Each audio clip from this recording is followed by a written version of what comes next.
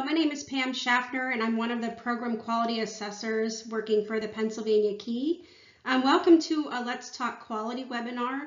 The topic of our webinar today is Understanding and Reducing Behavioral Challenges.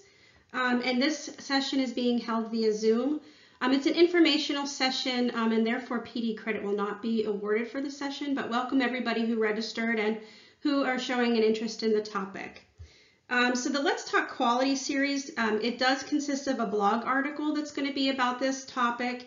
This is the informational webinar that you are attending, and then there's also going to be a spotlight session as a follow-up to this topic being held next week. So when you're looking at this image on this slide, it's probably reminiscent of, one of those bad days or one of those days we sometimes have. And sometimes these days with the children we care for, they're unavoidable because as humans, we are not always predictable. It's why some people are afraid to ride horses. They don't always do what they were trained to do. Neither do children. Children don't always do what they are trained to do. And speaking of that word trained, we can really use actually a better word called teach, what they're taught to do. We want to make sure that we teach children how to do things, how to behave, what we expect of them, and really ultimately what society expects from them. Our goal of disciplining children and helping them learn appropriate behaviors is so they can be well-adjusted adults. But here are some things that we're going to talk about today, and these are our objectives. We're going to explore 4 ways to reduce behavioral challenges in the classroom. And these 4 ways are going to be by forming real, loving, and supportive relationships with children, by setting up the classroom for success. Room arrangement is a big part of whether children are well adjusted in the classroom. By teaching children what we expect of them and making sure our expectations actually match what children are capable of doing at the age that they are.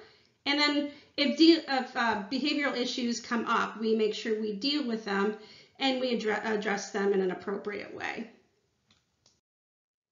Without even knowing the true facial features of the people in these images, we can see that their body language speaks volumes and the tone is very evident. Both of these images show an adult speaking to a child about their behavior. Which image conveys the message, "You are important to me, I value you, I am listening"? If you answered B, that's correct. Both of these images do have the teacher down low at the child's level, and they're using eye contact to show that they are directly speaking to the child. But the body language of the second image says, "I care, I am listening." A veteran teacher named Rita Pierson does some TED Talks online, and she says that kids don't learn from people they don't like. Even in the animal kingdom, relationship building is important. Have you ever watched a video of someone trying to feed a neglected dog or a feral cat for the first time? They get bit. Not until someone shows trust and builds that trust will that animal accept being petted.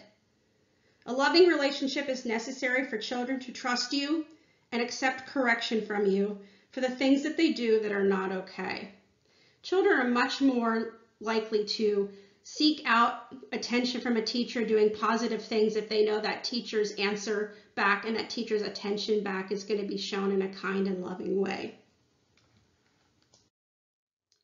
Next, we're going to talk about setting up the classroom for success. Literally, how you arrange your classroom physically and what you put into it does have an impact on the behavior of the children and how they use the space. So setting up the classroom for success can involve things as adjustments to that space, adjustments to the materials you put in the classroom, adjustments to your daily schedule, and to your teaching methods, setting up that classroom for success. We're going to look at each of these on this next couple of slides. This space is very crowded. It's a shopping mall. And we know how folks, adults, behave in situations like this. We often see this when shopping the day after Thanksgiving.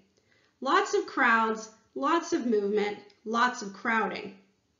How can we blame children who are in a crowded classroom for exhibiting the same behaviors we are inclined to have under the same crowded and thus stressful situation. Children will behave similarly to what adults do on that day after Thanksgiving at the shopping malls. For example, if the classroom has no clear passageways between interest centers, except to walk through someone else's play, often destroying hard work, such as a block tower, discipline challenges can result. So we need to ask ourselves, can we adjust our space to prevent this so that children do not have to walk through another child's space or work in order to reach and use the materials in the classroom that they want? Another example, if children are constantly fighting to have a turn in the 4-person block area, ask yourself, can I adjust the size of this area to allow more people and thus less arguing and wait times for a turn? Oftentimes we set up our classrooms thinking that they'll have 2 people in one area, 4 people in another area, maybe 6 people in this area. And we set it up one way thinking it's going to work one way. But as we move around and as the children use the space, we might find that we need more space for a certain activity and less space for a certain activity. Therefore, we need to be able to adjust our space to accommodate. Do you ever get tired of hearing your name and the children constantly needing you? Ever feel like you don't really have time to sit and play with children because you're constantly being asked to help them get something or do something? Where you place classroom materials may be to blame for some of this. Look at the little girl in the picture having to get the chair to find the toys she needs.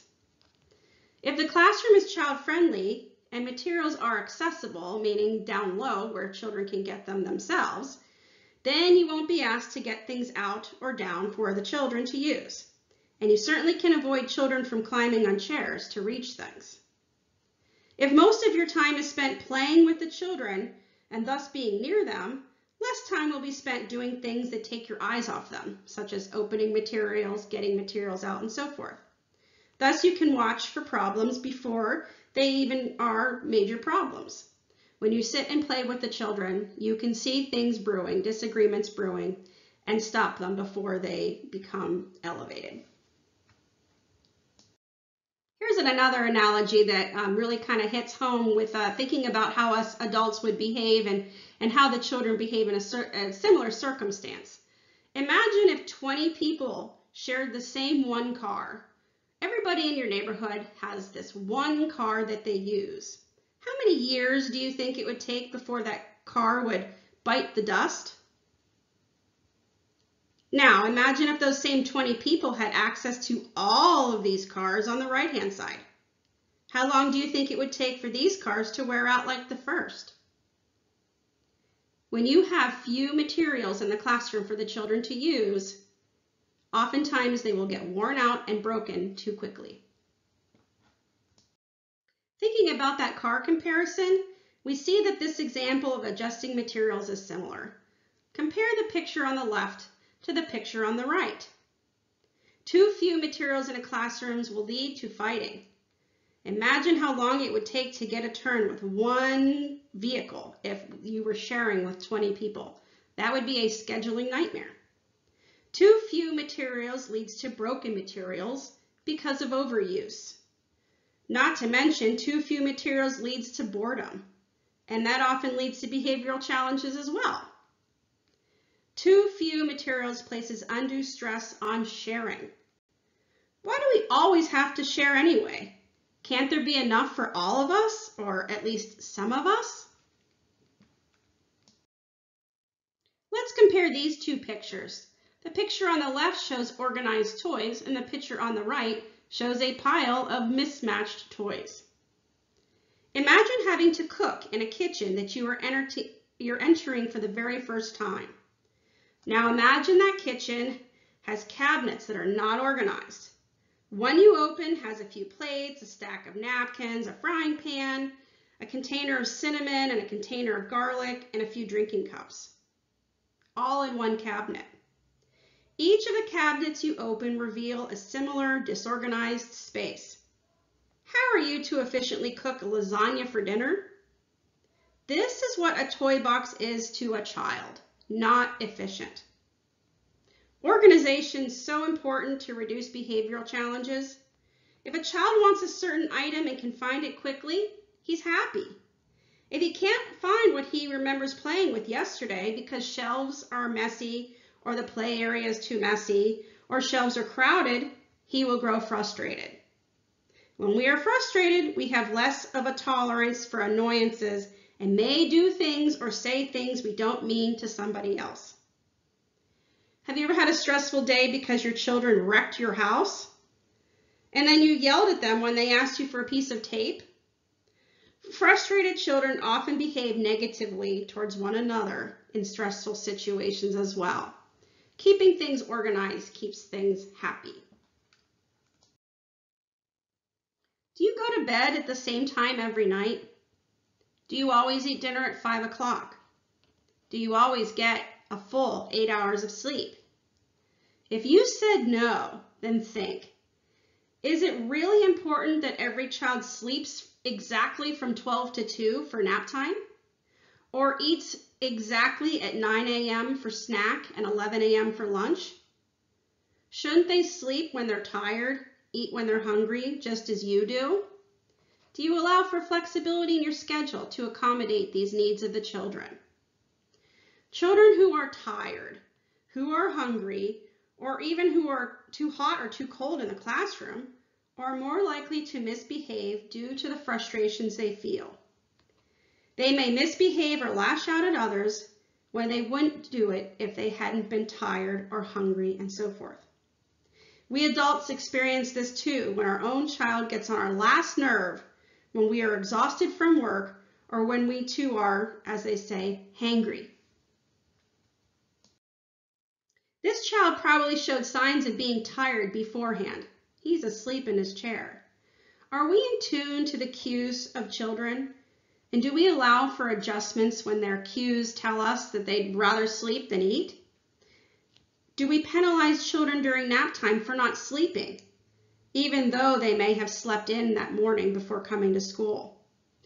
Is it possible to care for a group of children while at the same time allowing for flexibility and even children being on their own schedules? I know it's hard in group care, but is it possible to have that flexibility? Do we demand that on the day a child turns 1, that he or she immediately be able to keep on the schedule of the toddlers instead of the schedule of the infants? Or do we recognize that development is gradual and individualized? Young people hate to wait. So do people of all ages. A young child waiting behind a few friends in line feels like you and I would feel in a line such as this, because their attention spans are less than ours.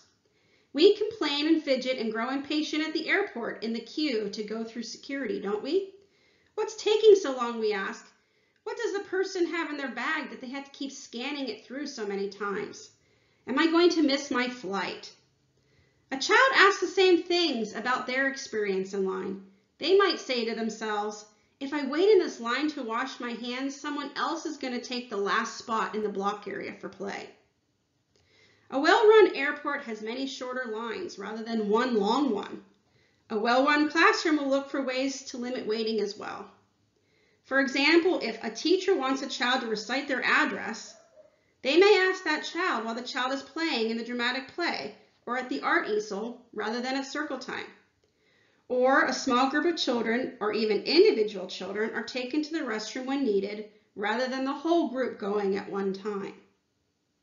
Bored children, children who are waiting, will often misbehave and fill their off-task time with behaviors that are challenging.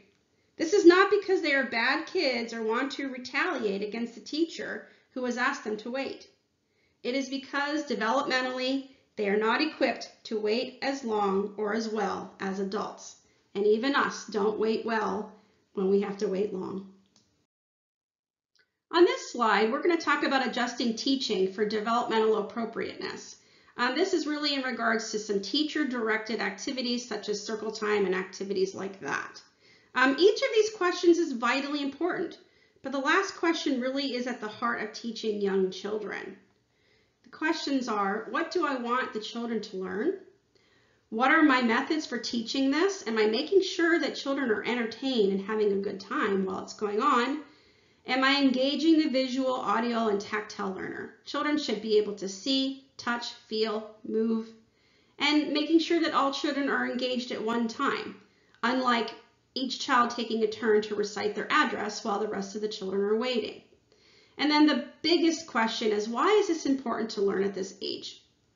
Are we teaching something that's relevant to the child at this time? If something's not relevant to them, important to their everyday lives at age 2 or at age 4, then they will likely tune out and not get engaged in what you're teaching. For example, far away or too complex concepts such as the solar system or the periodic table of elements is not as important to children as talking about where their food comes from or what garbage men do that they see outside their classroom window. Sometimes as teachers, we place incredible value on our lesson planning and we are proud of our hard work. We should be in creating these lessons, but if the lesson is not of interest to the children on that particular day that we have planned, we often feel personally upset that our hard work was not well received.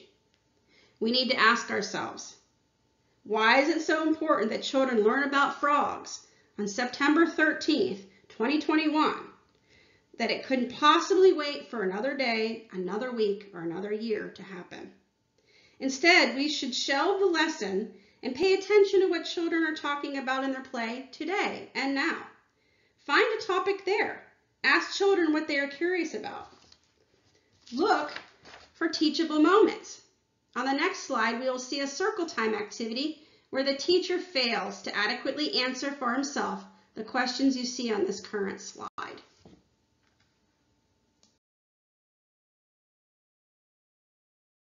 All right, boys and girls, today we are going to talk about magnets. Thank you for coming to the carpet quietly. Okay, pay attention over here. Okay, guys, I'm over here. Look this way. Here I am right here. Okay, today we're going to learn about magnets. I need you to spread out just a little bit. Everybody get your own number. You know where the numbers are. Okay, all right, we're going to learn about magnets. This right here is a magnet. Everybody look at the magnet.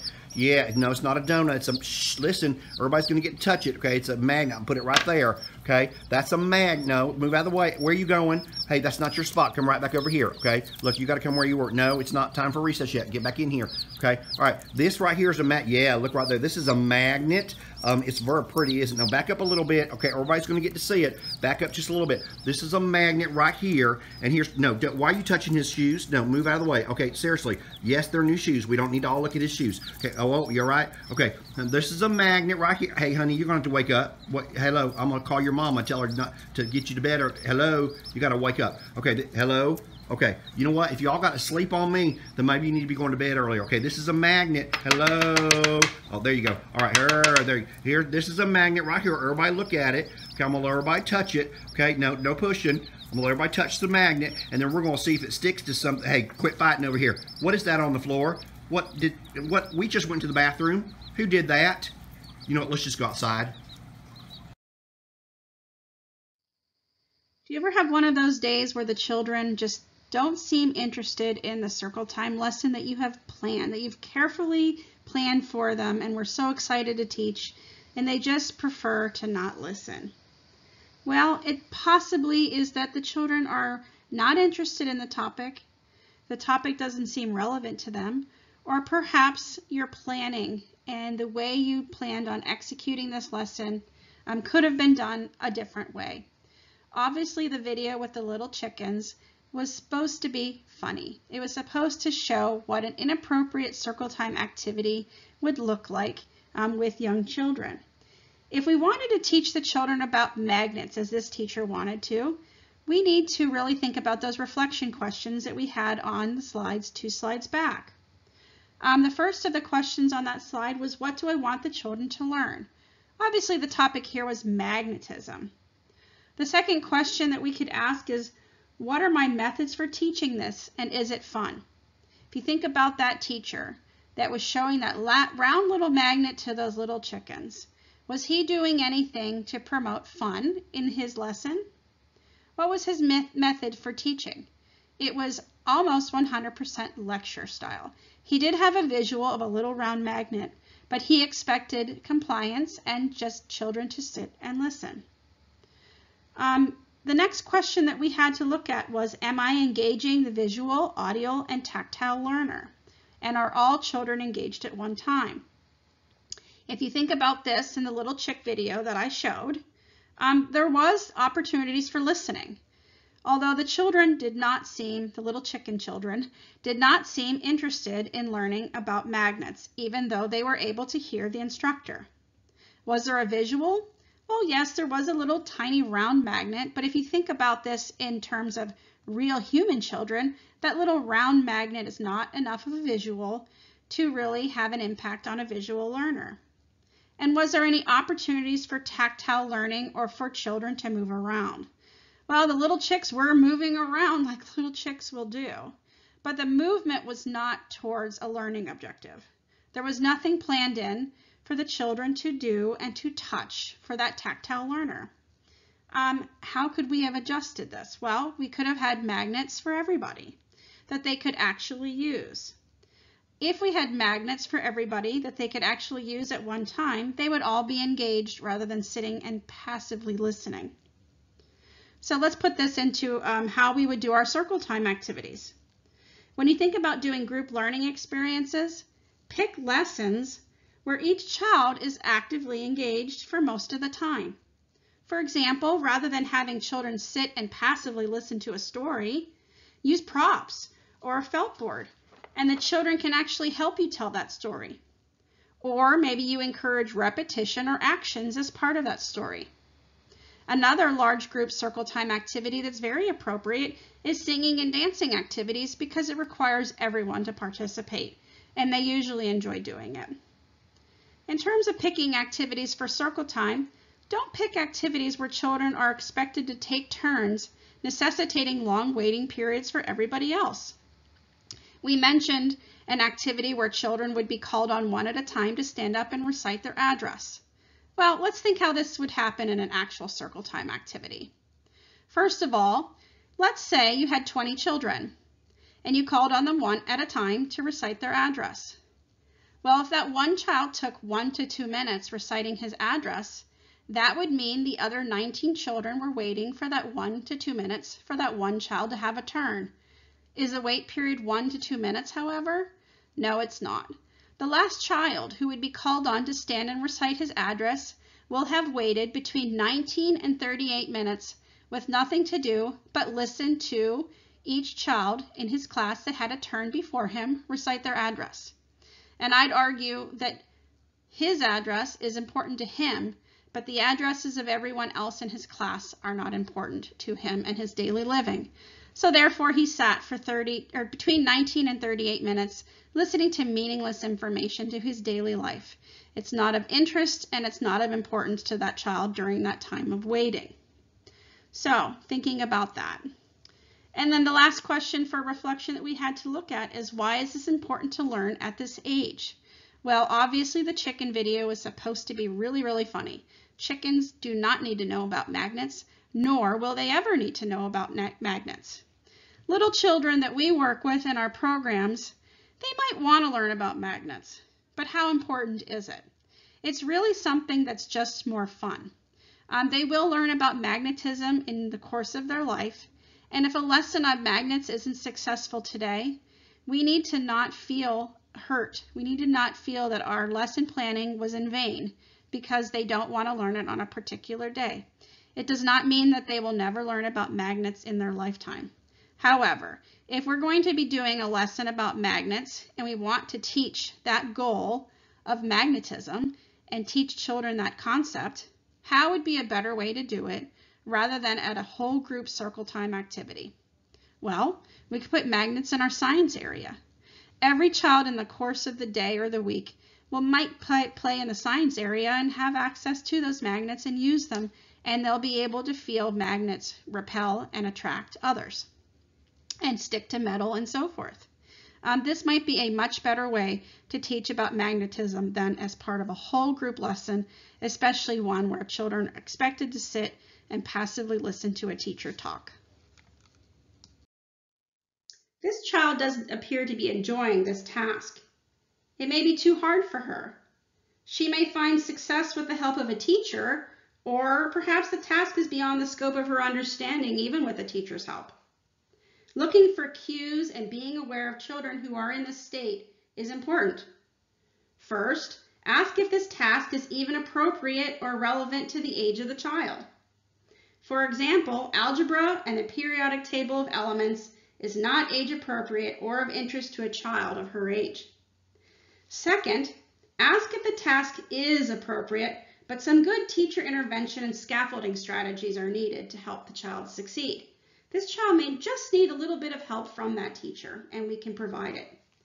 We need to make sure that all children experience success in the classroom, even if teacher help is needed. Activities should not be over their heads. For example, as a new teacher, I had 2 students tip over a puzzle shelf because they thought it was funny. I wanted to teach them that their actions had consequences, and I expected them to clean up the mess. They continued to goof around and not even put one of the puzzles together for a whole hour. When my director saw what was happening, she opened my eyes to why they had not complied with my directive to clean up the mess they created. The mess contained over 15 puzzles, and there were many pieces scattered. Children who are at age 3 and 4 sometimes need help putting together a puzzle with 6 pieces. There were way more than 6 pieces scattered around the floor. My ask for them to clean up was not developmentally appropriate. I had to help them do this impossible task. The word discipline is from the Latin word disciplina, meaning instruction and training. When we think about disciplining, it's not punishment, it's about teaching appropriate behaviors. I once heard it said that children do not come out of the womb knowing how to share, take turns, and treat each other kindly. Well, that's true. Thus, expecting these things without teaching children how to do these things is meaningless. There is a link at the bottom of this slide to a very easy to read article about discipline. This link defines discipline as the one on the slide does, but also highlights from this article include: disciplining means teaching. Discipline is not rules, regulations, or punishment. It's not something others do to you. It's something you do for yourself. You can receive instruction or guidance from one of many sources, but the source of discipline is not external, it's internal. Discipline is not obedience to someone else's standards to avoid punishment. It is learning and applying intentional standards to achieve meaningful objectives. We often think of disciplining the child as punishment for bad behavior. Instead, we need to look at it as a teachable moment to teach an alternate way of acting in a similar situation next time. And because children are young and do not always learn things the first time they are told or shown, they might need many reminders from a patient teacher or parent. Children will grow up and cease to be under the management of a parent or a teacher at the age of adulthood. It will be up to them to decide whether or not to conform to societal ways of being and behaving. Will they decide to obey and act according to those societal goals and rules? Will they have the self-discipline to be successful at work and at life and have good moral character? This depends on what they're taught and how they're taught. Again, this circles back to the compassionate adult, parent, teacher, so forth, in their young lives. Do children behave in the classroom to avoid punishment? Or have your strategies instilled an internal desire to behave in communion with others? Dealing with challenging behaviors.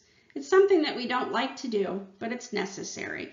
And challenging behaviors are still going to happen even if the teacher has formed a loving and caring relationship with the child, as we discussed. Even if the teacher sets up the environment to minimize challenges with appropriate numbers of materials, adequate space, and things like that. Even if we teach children appropriate behaviors while being sensitive to the reason for those behaviors, there still will be behavioral challenges that arise. But here are some tips in dealing with them. First of all, we need to speak warmly to the child who is doing the behavior, even if that behavior has upset us as teachers. We need to make sure that child knows that their behavior doesn't determine our love for them, that our love for them endures despite negative behaviors. Secondly, we can ask children to explain their feelings and motivations for that behavior. Oftentimes we ask children why they did something, and they will be honest and tell us. If we can notice why these behaviors are happening for a child, we might be able to intervene prior to an escalation of behavior in the future. Number 3, we need to explain why the behavior is not appropriate to the child. They need to understand that their emotions are appropriate. It's okay to be angry, but your reaction of hitting somebody else is not okay. Children need to be taught the appropriate response, not just told no to not do something. If you remember, discipline is teaching, it's not punishment. So discipline involves teaching children an alternate response, an alternate outlet for those feelings that they have.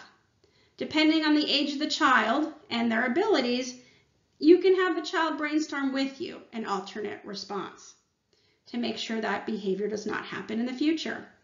However, and this is tip number 4, be ready to give the same instructions, the same discipline to the same child multiple times. Children don't learn things the first time they're taught, often case. They often need reminders. They often need help. They often have emotions that are so strong that they can't think clearly in the moment. They need sensitive teachers to work through them in those moments and to teach them an appropriate response and be there in a loving way for those children. We have all heard happy wife, happy life. That's something we hear frequently, but it can apply to the classroom too. Happy teacher, happy children. If children sense that you're not happy, that you're not there for good reasons, or that you don't like them for some reason, there's no motivation from that child to create a sense of happiness on their own. There's no motivation to please you if they don't feel like they can. Joy is contagious, and so is fun. When the classroom's set up well, the schedule works for the individual, children are kept busy and having fun, and children feel loved and appreciated, the classroom can be a very happy place to be indeed. Thank you for attending today's webinar.